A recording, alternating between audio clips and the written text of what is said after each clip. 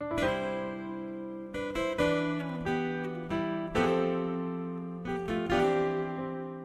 音劇場。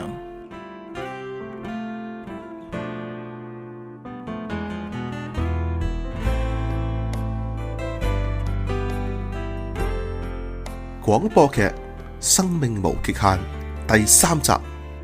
本節目根據真人真事改編，如有雷同，實屬巧合。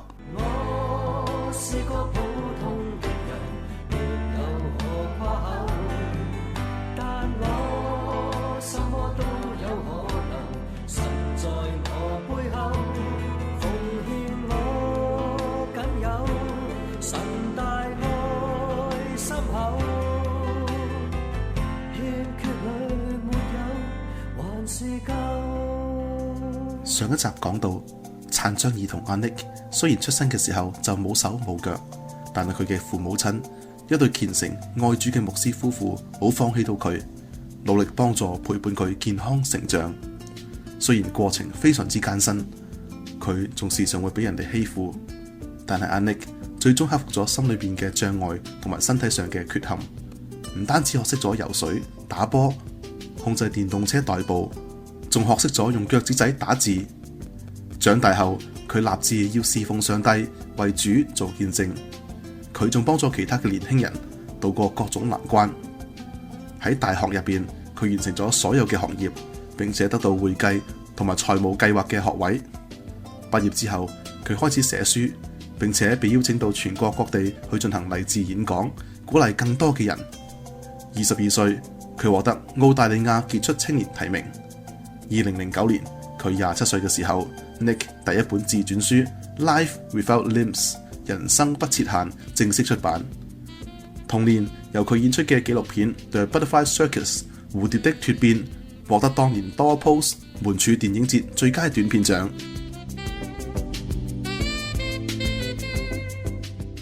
喺2008年初，我第一次訪問阿 Nick 嘅時候，佢仲係一個快樂嘅單身漢。雖然佢冇手冇腳，但係非常嘅樂觀上進。除咗一個可以令到佢生命變得更加完整嘅配偶之外，佢似乎係一無所缺。冇諗到上帝一早已經為佢預備。1年之後，喺美國德州嘅一個小鎮 McKinney， 一個只有16個人參加嘅小型演講會上邊，阿 Nick 遇見咗 Kenny。佢係一個美麗嘅日本同埋墨西哥嘅混血，一位年輕貌美嘅黑髮女子，亦都係佢後來嘅白雪公主。散會之後，佢哋同 Kenny 嘅姐姐同埋幾個朋友一齊食飯。飯後又上咗山頂嚟睇煙花。我以前從來都冇奢望過會遇見一位嘅配偶，佢會愛我、體貼我，與我共度一生。即使我係一個非常之優秀嘅白馬王子，只不過身體上係少咗幾個部位啫。我知道自己係冇資格同其他人比嘅，我更加係冇奢望過可以結婚。但係我遇見 Kenny， 我哋嘅相遇真係太奇妙啦！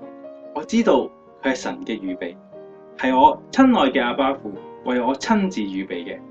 因為我第一次見到 Kenny 就俾佢深深咁樣吸引住。佢有一對烏黑迷人又專注嘅眼睛，見到佢，我立即有一種觸電嘅感覺。我哋簡直就係一見鍾情。Kenny， 咁你呢？對阿 Nick， 你係咪都係一見鍾情呢？當然係啦，第一次見到佢，我就俾佢深深咁打動咗。Nick 實在太不可思議啦！佢樂觀、幽默，有超強嘅演講天分，睇得出佢好愛神，神亦都非常非常咁愛佢，而且佢仲咁靚仔添。可以話我一開頭見阿 Nick 嘅感覺，同佢當時嘅感覺係一樣嘅。喺佢之前，我雖然都有同其他人約會過，我當時仲有一個男朋友添，但係遇到阿 Nick 之後，我感到佢嘅與眾不同。佢真係非常嘅優秀，我好快就覺得佢唔單止可以成為我嘅男朋友，佢仲係上帝為我度身預備嘅理想結婚對象。哇！我聽講你為咗阿 Nick 同你嘅男朋友分咗手喎。阿 Nick， 你真係魅力沒法擋喎。咁你嘅親戚朋友又點睇呢？佢哋支唔支持你哋喺埋一齊呢？當時係有過一啲啲嘅阻力，有啲親戚朋友會擔心我，但係我可以說服到佢哋，因為我始終相信佢係上帝為我最好嘅預備。相信好多人都會對你哋兩個拍拖去行街嘅方式會感覺到好奇。哈哈，我哋拍拖嘅方式其實同其他人冇咩分別，都係一樣咁樣手拖手咯。手拖手？你睇呢隻就係我嘅手指，亦都係我嘅腳趾，一物多用。我會用我嘅電動車去車佢，去一齊行街、睇戲、游水、滑浪同埋跳傘添。咁你哋去街嘅時候，會唔會介意其他人對你哋嘅眼光呢？哦，嗰啲全部都係羨慕嘅眼光，有好多人都會過嚟同我哋打招呼，佢見到我哋又再相信世上係有真正嘅愛情。我見到好多人感動到流眼淚添，佢哋特登過嚟祝福我哋。你頭先話你哋去滑浪同埋跳傘？哦，係啊，25歲嗰年喺美國嘅夏威夷，我識咗一個滑浪嘅高手，佢叫做 Bethany Hamilton。喺佢12歲嘅時候，被鯊魚咬甩咗佢一隻手臂，但係佢依然照舊努力堅持咁樣去滑浪。而家佢係一個滑浪嘅運動員同埋教練，就係佢教識我點樣去滑浪。嗰陣時一有時間，我同埋 Kenny 就會出海爬艇、潛水、滑浪。我哋非常中意一齊做呢啲嘅水上活動嘅。我都係非常中意同佢一齊做呢啲活動㗎。你唔會想像到阿 Nick 佢有幾咁專業，無論係游水、滑浪、跳傘、旅遊，阿 Nick 都唔會輸蝕俾任何人。佢可以喺滑板上連續做3個360度嘅旋轉，仲因為咁登上咗《衝浪雜誌》嘅封面。佢係一個特別識得享受生活同埋浪漫嘅人。同佢喺埋一齊，你都會同佢一樣，對生活充滿咗盼望。佢精力充沛，除咗拍拖、運動、旅遊，我哋都會一齊去服侍上帝，一齊去各地參加佈道會同埋勵志演講。你知道佢嘅見證影響咗無數嘅兒童同埋年輕人。今日嘅 Nick，佢企喺洛杉磯嘅大球場，向住全場以至到全世界嘅人作見證。到目前為止，全世界已經有超過400萬嘅人聽過或者係睇過阿 Nick 嘅見證。阿 Nick 將佢身體上面嘅缺陷變成咗佢嘅強項，大家都好中意呢一個可愛嘅 Nick 哥哥。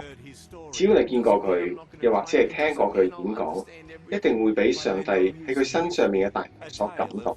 上帝藉住佢改變聽過佢見證嘅每一個人。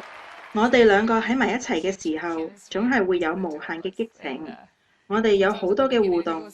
阿 Nick 係一個真正嘅男子漢，佢好識得點樣去愛，點樣去錫我，但係佢同時又係一個非常尊重我嘅好男人。佢會堅持將夫妻生活放喺結婚之後，有時候佢甚至會同我講：唔好再錫啦，唔好再錫啦。佢真係好乖好可愛嘅。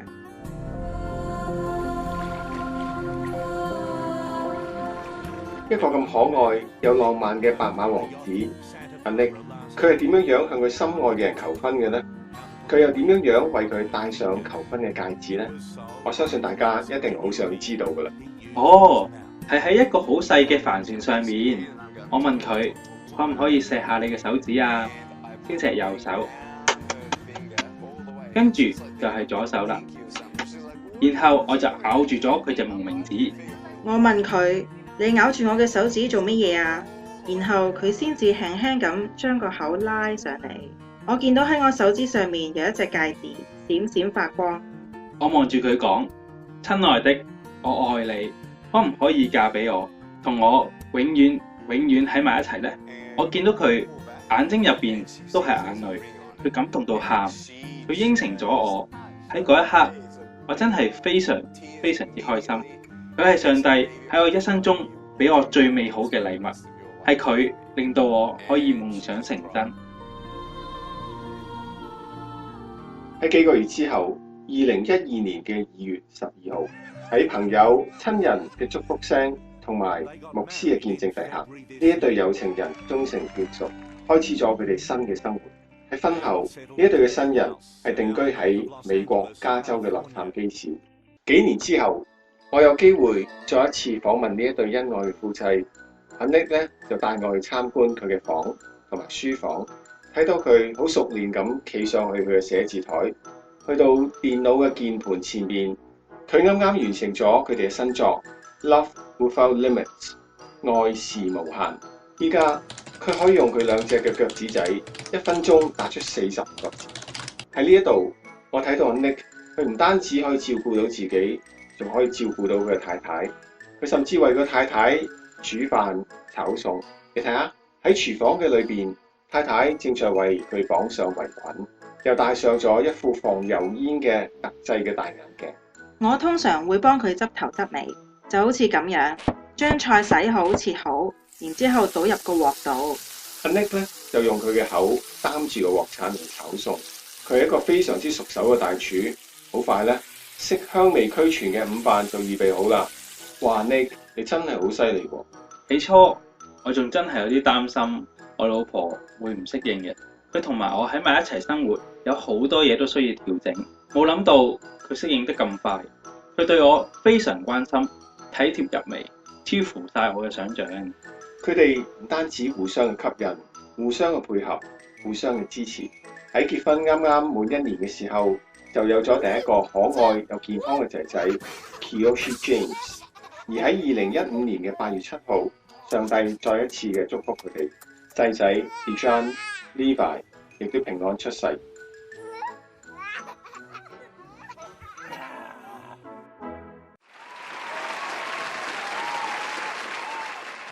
喺宇宙間，喺呢個地球上，有一位創造者，一位偉大嘅創造者。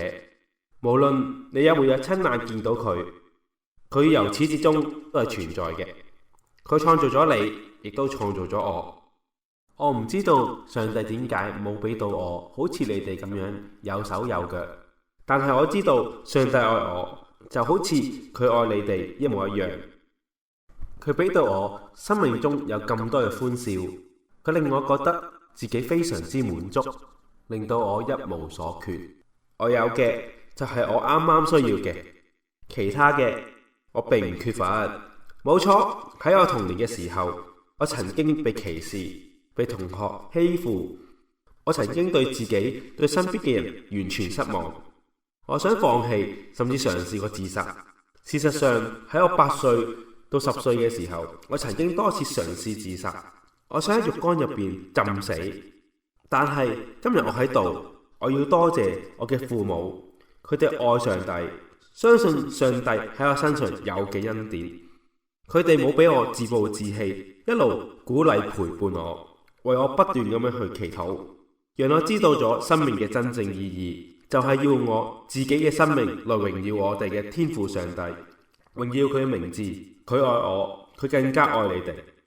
上一次同樣都係喺呢度，我睇到只有19個月大嘅小朋友 Daniel Martinez， 當佢嘅爸爸將佢舉起身，睇到佢同我一樣冇手冇腳，我睇到咗佢嘅歡笑。我當時覺得自己係幾咁幸運，我可以企喺呢度，仲可以同世界各地去演講嚟見證上帝。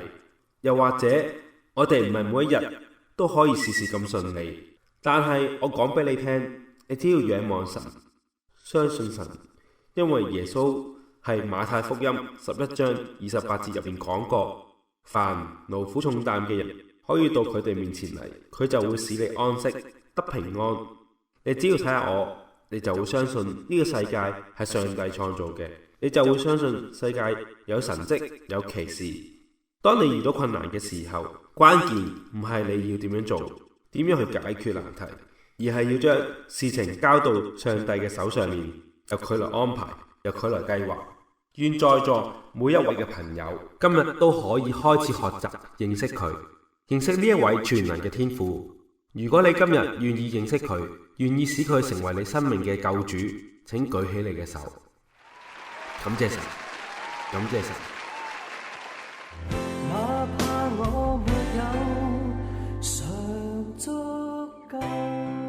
本故事係根據澳洲 Nick 弟兄嘅真實故事而改編，如有雷同，實屬巧合。